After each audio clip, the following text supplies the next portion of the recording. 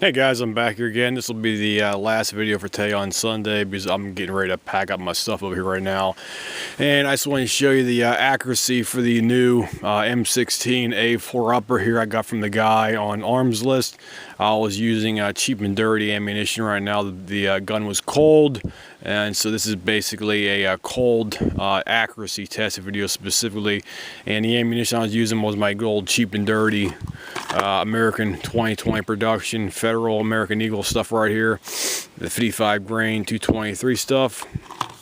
Here's the packaging. I got this from Bass Pro Shops about 3 days ago because I had an order open on her from like I think back in end of March, and they finally shipped it out over here this past week. So I got the new ammunition. It's 2020 production. So this is the group size I achieved with the ammunition, the cheap 223.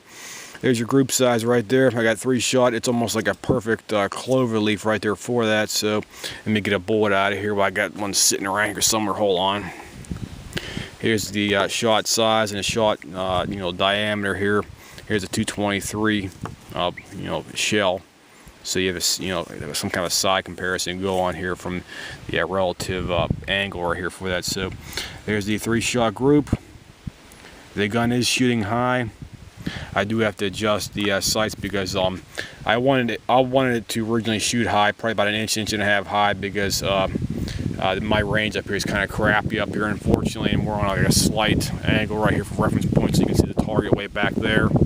It's way back there. It's about 30 yards from the point of the bench right down here to the target spot where we're actually shooting up there, me and my brother here for the weekend up here. So everything ran fine. The good old M16 clone here ran fine, no problem with it. So 2 thumbs up of that. And the vltor A5 over here with the Geisley parts, the Geisley trigger, the Geisley bolt. Everything has been upgraded on there. It's running perfectly fine. So that weapon's good to go as well too. And the accuracy was quite exceptional over here. So this is no joke, guys. I got the 3 shot group. It was basically a clover leaf. So here's the shot size. I can put like a shot size over top the actual holes right there for referencing it. It won't let me do it, sorry. But that's the size. I'm gonna call like a size. Get a background checker background. Call size. So there's my finger right there, and there's my pinky finger for reference for the scaling. So that's kind of grouping. It basically covered up the whole entire number right there. It was maybe about a quarter of an inch lower. So that's your accuracy I got out of the gun here. I did have to move the sight post, the rear sight post over a bit. Let me see if I can show you that right now. See if I can get a better light angle here for that. But let me see here. See if it'll let me give you a good shot here. It might not let me do it, but let me get a bad focus on here. I still can't. It's still not letting me zoom in on here. Sorry about it. I had to move the rear sight windage over about 8 or 9 clicks to the left, and it is slight. It's probably about a gnat's eyelash past the first one line when you look straight up and down the middle of the rear sight post on there for that. But it won't let me focus it, guys. So I'm sorry about that. But you can see it's slightly off angle right there for that. I think the front sight post is maybe slightly off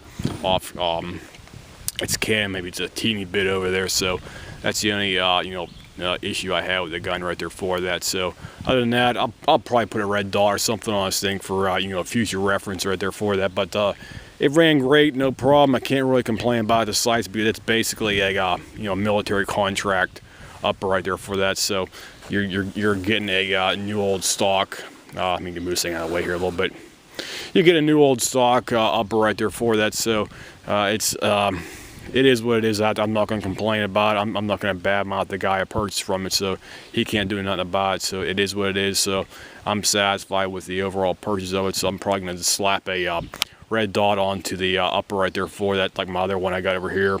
I got the primary arms MDADS on this one with a cheap high riser on there as well too. So I'll probably do the same thing with this one right here as well too. So gun ran great, no hiccups, no fails to feed. The Geisley bolt ran perfect in there. The Geisley trigger ran perfect as well too. And this one also has the Geisley Super 42 buffer spring in there for reference points as well too.